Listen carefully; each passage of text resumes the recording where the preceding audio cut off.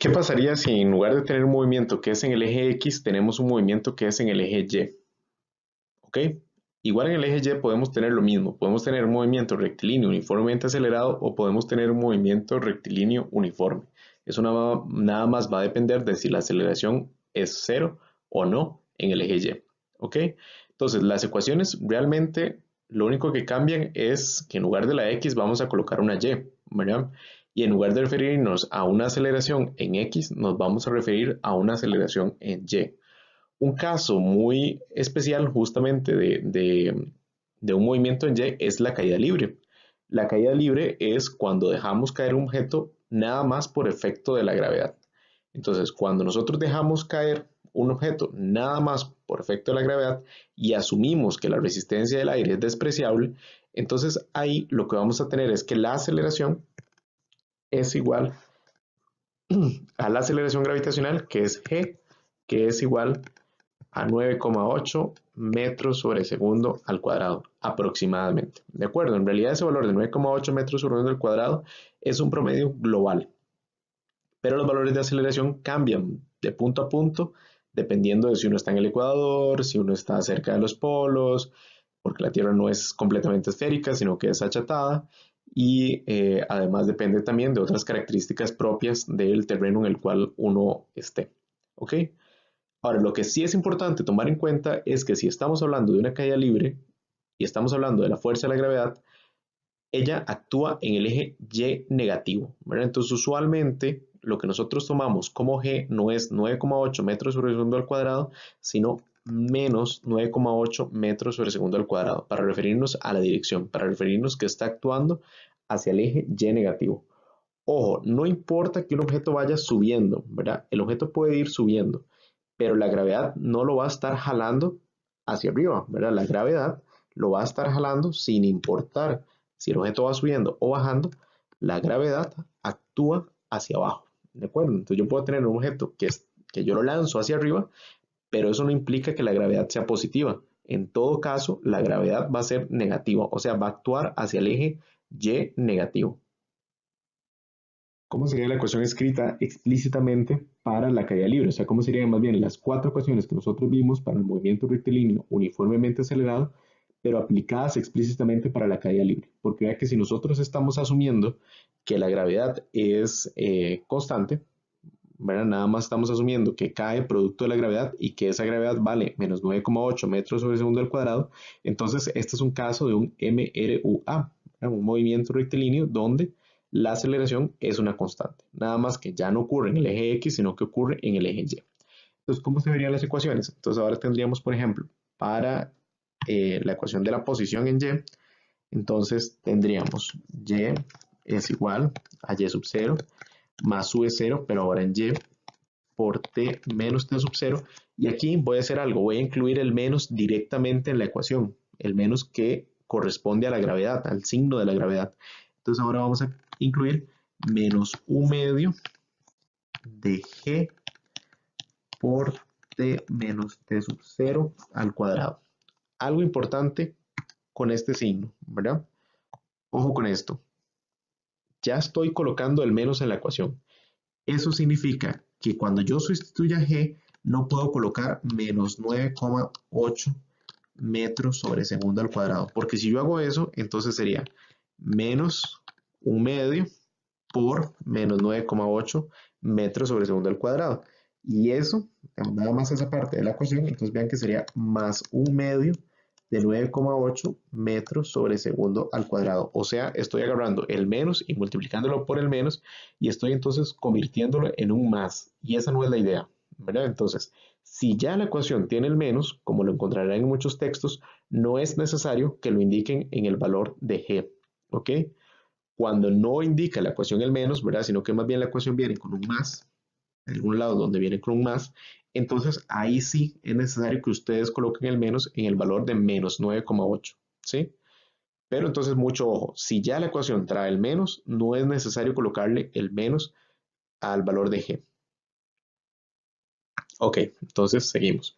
Vamos a asumir entonces que la ecuación ya viene con el menos, que es de hecho como la trabaja el libro. Entonces la ecuación ya viene con ese valor de el menos. ¿Ok? Ahora, ¿cómo sería entonces ahora la ecuación para la velocidad? Entonces, en ese caso tendríamos que la velocidad final en y es igual a la velocidad inicial en y menos g por t, ¿verdad? O g por delta t, t menos t sub 0. Así sería entonces la ecuación escrita para la velocidad en y en términos del tiempo. Noten nuevamente, estoy colocando el menos directamente en la ecuación. Por lo tanto, cuando yo sustituyo g, nada más coloco 9,8 y no es necesario colocar menos 9,8, porque si lo hago, más bien estaría convirtiendo esa gravedad en una gravedad positiva, ¿verdad? Que implicaría que los objetos no caen hacia abajo, sino que caen hacia arriba. ¿Ok?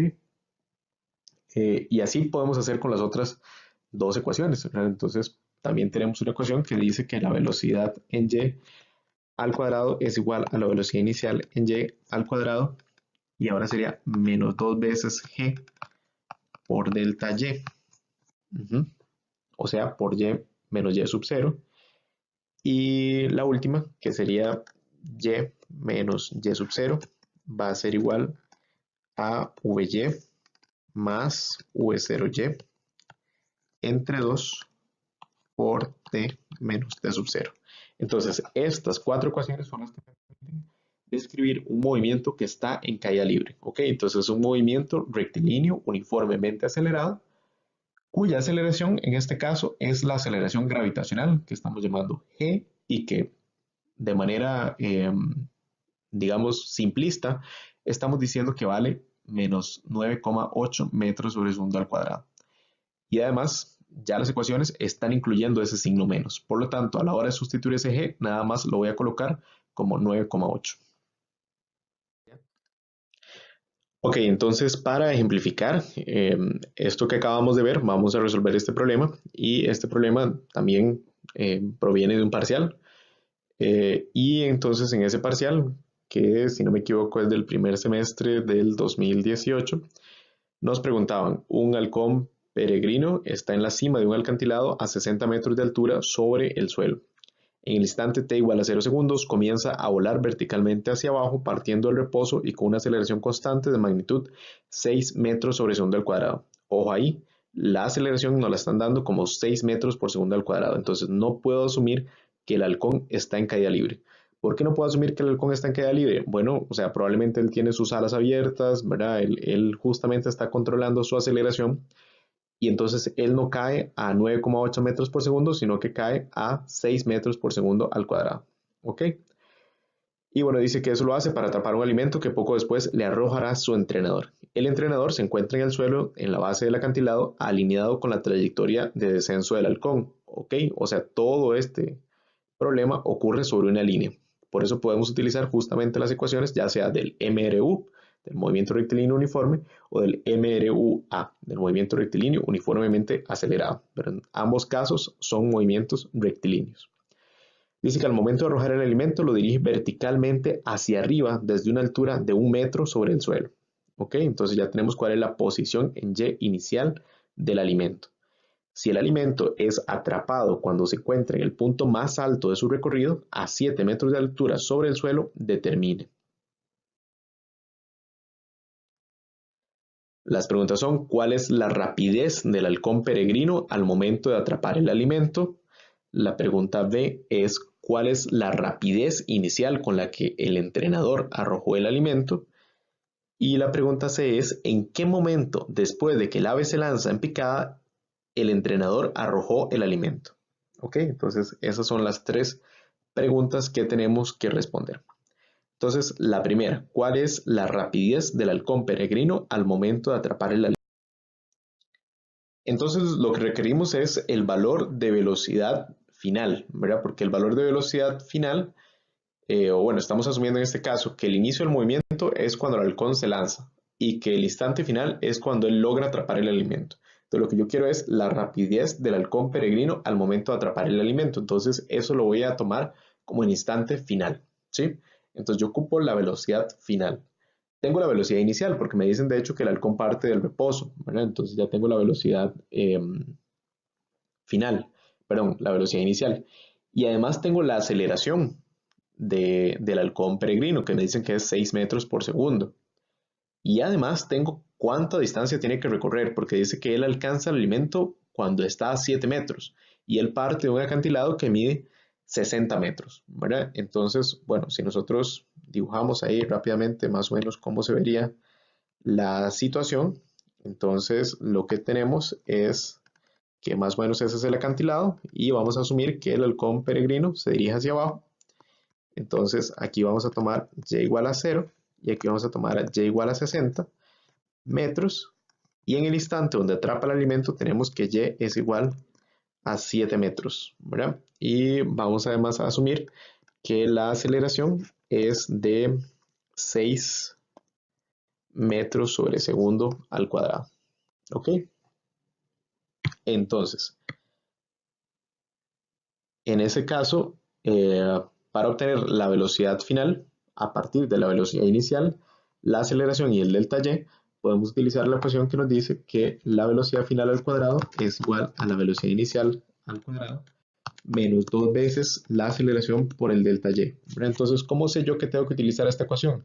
Básicamente tengo que fijarme en cuáles son las variables que yo conozco. Conozco cuánto es la velocidad inicial, conozco cuánto es la aceleración, conozco además cuánto es el desplazamiento y por lo tanto es la ecuación apropiada justamente para averiguar la velocidad final. ¿Sí? Entonces, nada más lo que yo le recomiendo es tener las 4 ecuaciones a mano y viendo las 4 ecuaciones y viendo cuáles son las variables que usted tiene, ¿verdad? Cuáles son más bien las constantes que le está brindando el problema, los valores más bien que le está brindando el problema.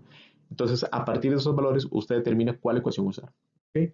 Entonces, en este caso, vean que me da la velocidad inicial, porque dice que parte del reposo. Entonces, ese término, que sería 0 al cuadrado, pues obviamente es 0.